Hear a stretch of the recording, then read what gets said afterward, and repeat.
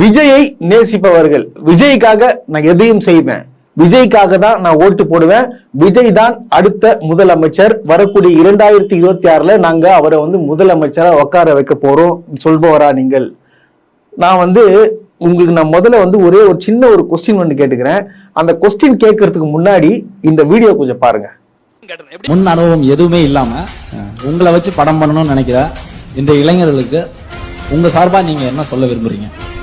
அனுபவமே இல்லாம ரொம்ப கஷ்டம் பாஸ்.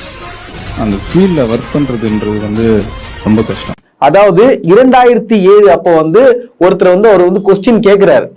அதுக்கு என்ன பதில் சொல்றாரு?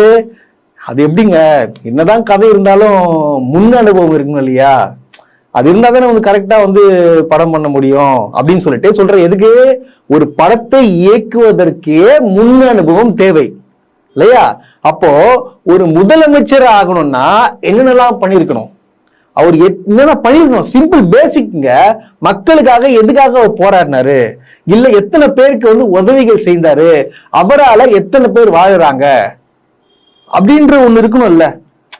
ஒரு இப்ப போராட்டம் பண்ணணும், போராட்டம் பண்ணி ஜெயிலுக்கு போகணும், அதெல்லாம் இவர் பண்ண மாட்டேன், விட்டுருங்க. எத்தனை பேரை ஒரு வாழ வச்சிருக்காரு?